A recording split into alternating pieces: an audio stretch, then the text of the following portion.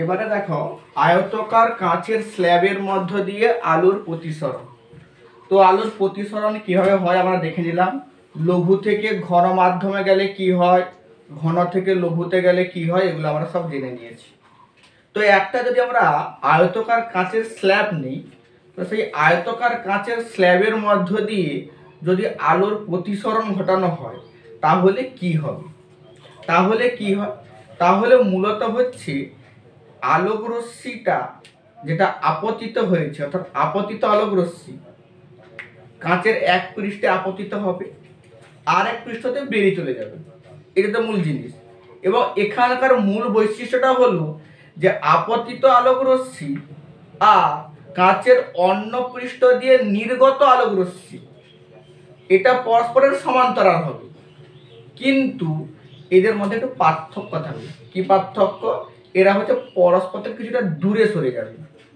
মূল সেটা কি হলো যে আপতিত আলোক রশ্মি যেই পথ দিয়ে এসেছিল, নির্গত আলোক রশ্মিটা সেখান থেকে কিছুটা দূরে সরে যাবে।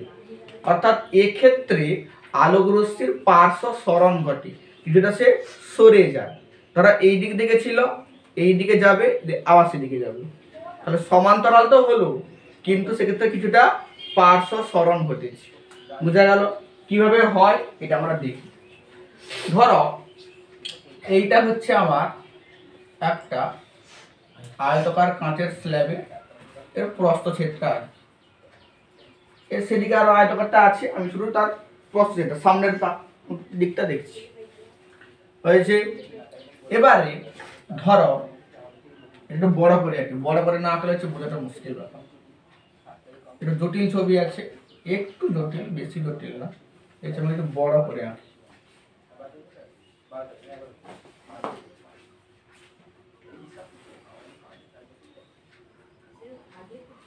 ধরো এটা হলো হচ্ছে একটা আয়তাকার কাঁচের স্ল্যাব। ধরো এটা হচ্ছে এ বি সি ডি হয়েছে। একটা আলোক রশ্মি এইভাবে এসে আয়তাকার কাঁচের স্ল্যাবের এ বি পৃষ্ঠে আপতিত হলো। এখানে কি হলো? আপতিত হলো। তাহলে হচ্ছে এক্ষেত্রে আমাকে কি করতে হবে বলতো? এখানে একটা আছে অভিলম্ব আঁকতে হবে, না কি আঁকতে হবে? এখানে একটা আছে অভিলম্ব আঁকতে হবে। এবারে উপরটা কি মাধ্যম? তো উপরটা বায়ু মাধ্যম, কারণ আমরা বায়ু থেকে আলোক রশ্মি কাঁচে প্রবেশ করবে।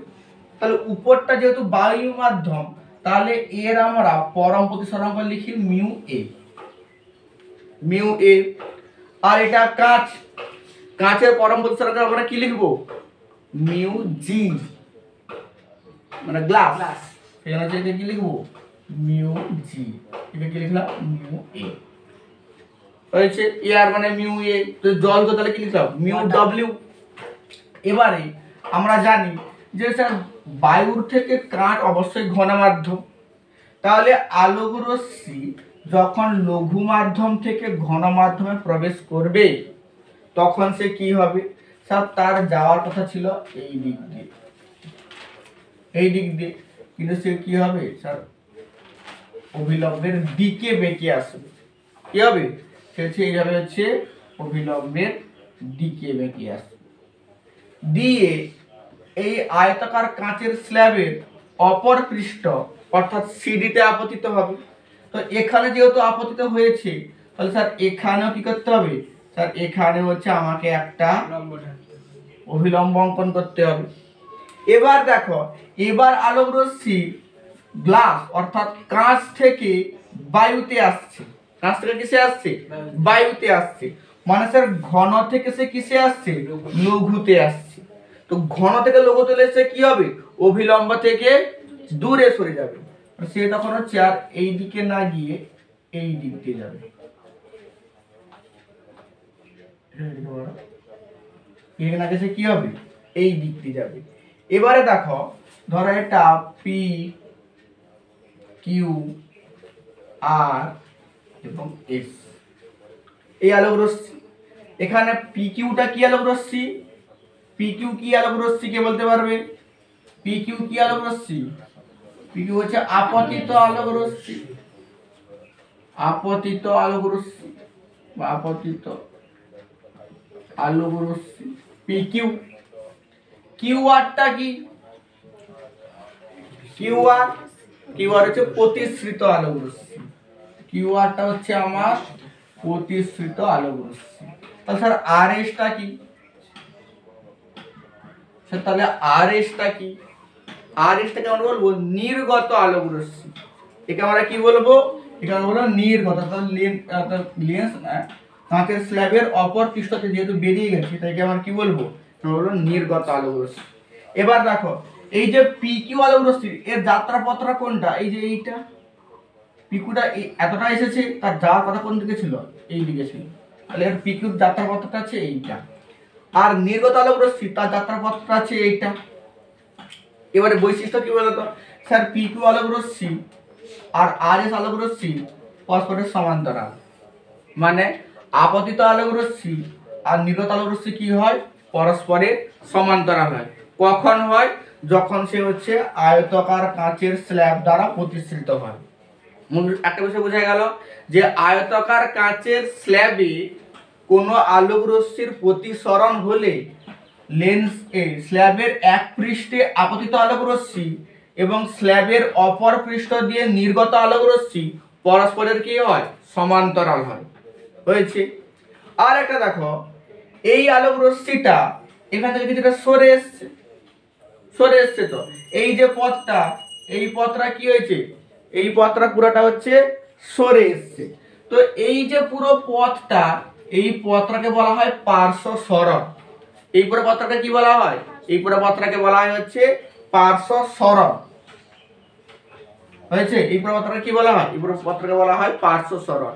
অর্থাৎ এই ক্ষেত্রে আলোক রশ্মির কিছুটা পরিমাণে কি হয়? পার্শ্ব সরণ ঘটে, কিছু পরিমাণে সরে যায়। এ তো এই দিকে যাওয়ার কথা ছিল, এ সরে হচ্ছে এই দিক দিয়ে যাচ্ছে, যেটা কি কিছুটা পরিমাণ পার্শ্ব সরণ।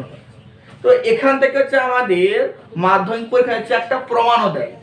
কি প্রমাণ দেয়?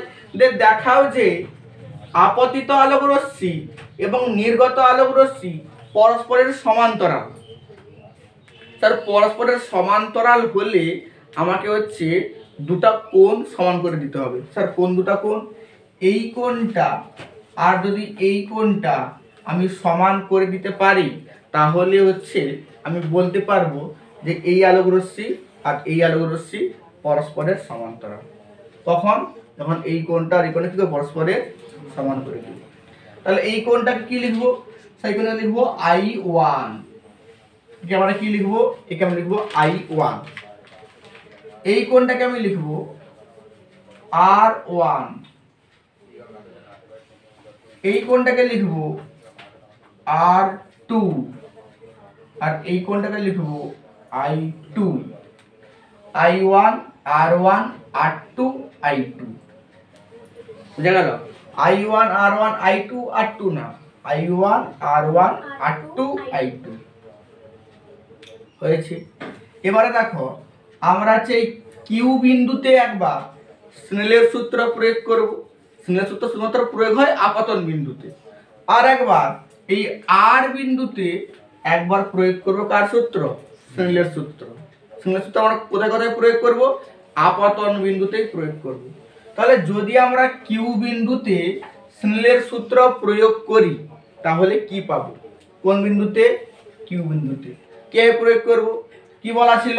স্যার আলোক রশ্মি এই মাধ্যম থেকে এসছে, তাহলে তার পরম প্রতিসরাঙ্ক মিউ এ ইনটু তার আপতন কোণের সাইন I1 এই মাধ্যমে এসছে, তো এর পরম প্রতিসরাঙ্ক মিউ জি ইনটু এর প্রতিসরণ কোণের সাইন R1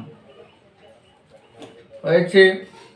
তাহলে দেখো তাহলে হচ্ছে আমি যদি মিউ এ বাই মিউ জি করি, মিউ এ বাই মিউ জি, তাহলে আমি কি পাবো? তাহলে আমি পাবো sign R1 by sine I1। এটা তোমার আছে 1 নম্বর দিয়ে লিখে দাও। এটা আছে 1 নম্বর সমীকরণ। অর্থাৎ হচ্ছে কিউ বিন্দুতে আমি স্নেলের সূত্র প্রয়োগ করে এইটা পেলাম। হয়েছে। এরপরে আমি আর বিন্দুতে প্রয়োগ করব স্নেলের সূত্র। কোন বিন্দুতে? আর বিন্দুতে।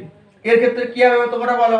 দেখো জি থেকে এসছে, তাহলে মিউ জি ইন্টু সাইন R2, এখানে সরি R2 আছে, সমান এই মাধ্যমে এসছে, এটা আবার কি, এটা তো আবার তো বাতাস বায়ু, এটা আবার মিউ এ, তাহলে মিউ এ ইন্টু এই মাধ্যমে কি আছে I2 সাইন I2 হয়েছে।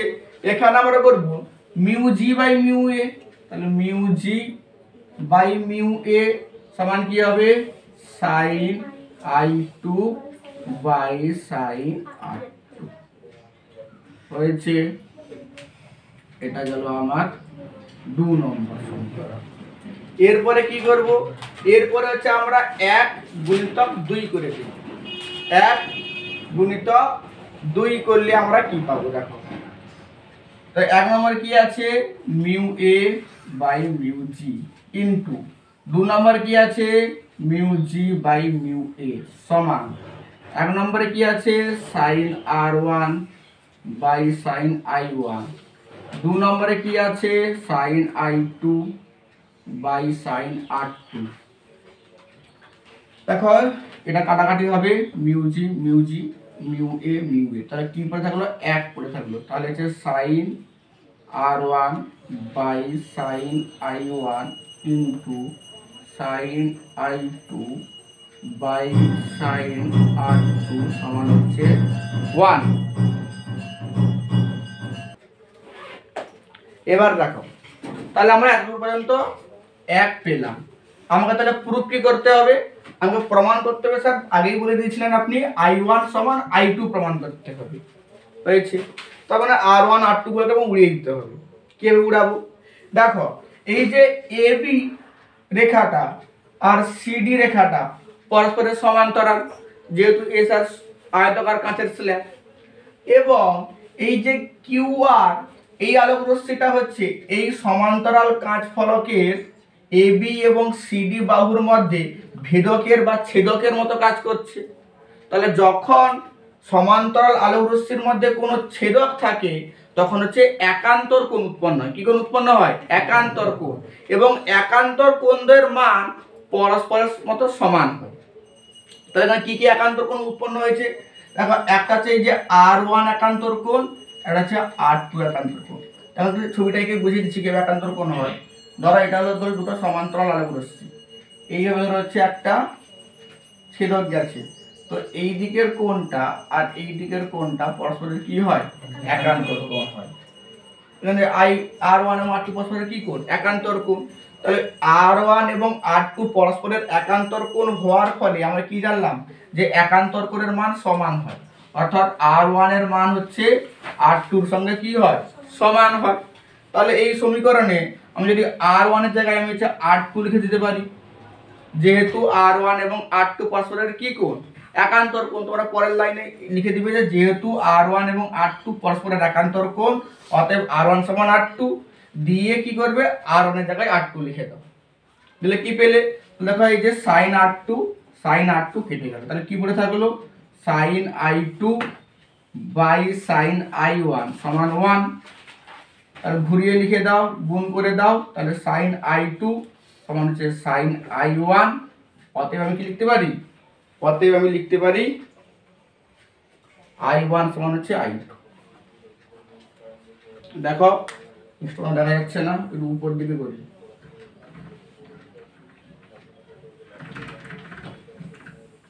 দেখো এত পর্যন্ত কি পেলাম? sin I2 by sin I1, sin I2 by sin I1 সমান কথা পেলাম 1। তাহলে গুণ করে দাও, sin I1 সমান হচ্ছে sin I2, অতএব I1 সমান I। যদি সাইনের অপেক্ষকগুলো সমান হয় তাহলে হচ্ছে কোণদ্বয় কি হবে? কোণদ্বয় হচ্ছে সমান হবে। তাহলে কি হবে? তাহলে যে কোণদ্বয়ের মানও কি হবে? কোণদ্বয়ের মান হচ্ছে, তাহলে দেখো তাহলে আমরা কি জানতে পারলাম যে স্যার যেহেতু I1 সমান I2 হয়ে গেছে, তার মানে হচ্ছে আপতিত আলোক রশ্মি এবং নির্গত আলোক রশ্মি পরস্পরের কি হবে? সমান্তরাল হবে। অর্থাৎ এক্ষেত্রে আলোক রশ্মির কোনো কৌণিক বিচ্যুতি হবে না। যেই কোণে এসেছিল সেটা সেই কোণে বেরিয়ে চলে গেছে, I1 এ এসেছিল I2 তে বেরিয়ে চলে গেছে, মানে I1 সমান I2। অর্থাৎ সমান্তরাল হয়, তার মানে কি কোনো কৌণিক বিচ্যুতি ঘটে না। কিন্তু কৌণিক বিচ্যুতি না ঘটলেও এর মধ্যে কি ঘটে, পার্শ্ব সরণ ঘটে। বোঝা গেল? কোশ্চেনটা যায় যে সমান্তরাল কাঁচ ফলকে আলোক রশ্মির প্রতিসরণের ফলে কোনটি ঘটে না, কোনটি ঘটে? তাহলে কোনো কৌণিক বিচ্যুতি ঘটে না কিন্তু পার্শ্ব সরণ হয়। তাহলে কি ঘটে না, কৌণিক বিচ্যুতি ঘটে না কিন্তু পার্শ্ব সরণ ঘটে। হয়েছে? এই যে পার্শ্ব সরণ অর্থাৎ আপতিত আলোক রশ্মি নির্গত আলোক রশ্মি থেকে কতটা দূরে থাকবে, তো এই পার্শ্ব সরণ কিন্তু কিছুগুলো বিষয়ের উপর নির্ভর করে। কি করে? কিছুগুলো আছে বিষয়ের উপর নির্ভর করে। স্যার কিসের বিষয়ের উপর নির্ভর করে? পার্শ্ব সরণ হচ্ছে কার কার বিষয়ের উপর নির্ভর করে? পার্শ্ব সরণ অর্থাৎ কতটা দূরে সরবে। সে হচ্ছে এই যে কাঁচের স্ল্যাবটা নিয়েছে তার বেধ কতটা পুরু, কাঁচের স্ল্যাবের বেধের উপর নির্ভর করে। কাঁচের স্ল্যাবের বেধের উপর, কাঁচের স্ল্যাবের বেধ তার উপর কি করবে, তার উপরও নির্ভর করবে। 2 নম্বর কার উপর নির্ভর করবে? আপতন কোণের উপরও নির্ভর করবে। 2 নম্বর কি নির্ভর করবে? আপতন কোণের উপরও কি করবে, নির্ভর করবে। আপতন কোণের উপর কি করবে, নির্ভর করবে। আর 3 নম্বর হচ্ছে এই যে কাঁচের স্ল্যাবটা নিয়েছ সেই স্ল্যাবের উপাদানের প্রতিসরাঙ্কের উপর নির্ভর করবে। স্ল্যাবের উপাদানের প্রতিসরাঙ্কের উপরও কি করবে, নির্ভর করবে। বোঝা গেল? তাহলে এই যে পার্শ্ব সরণটা হলো, এই পার্শ্ব সরণের মানটা কোন বিষয়ের উপর নির্ভর করবে? স্ল্যাবটার বেধ কতটা পুরু, স্ল্যাবটার উপর আপতন কোণ আর উপাদানের প্রতিসরাঙ্ক। দেখো আপতন কোণের উপর আমরা এর আগের ক্লাসে কি পড়লাম যে আপেক্ষিক প্রতিসরাঙ্ক তার মান হচ্ছে আপতন কোণের উপর নির্ভর করেনি, কিন্তু পার্শ্ব সরণটা কার উপর নির্ভর করে? এ কিন্তু আপতন কোণের উপর নির্ভর করে। বোঝা গেল? ভালো করে মনে রাখবি যে আপেক্ষিক প্রতিসরাঙ্ক নির্ভর করেনি কিন্তু হচ্ছে পার্শ্ব সরণ হচ্ছে নির্ভর করে। ঠিক আছে, বাকি বিষয়টা আমরা পরের ক্লাসে জানবো।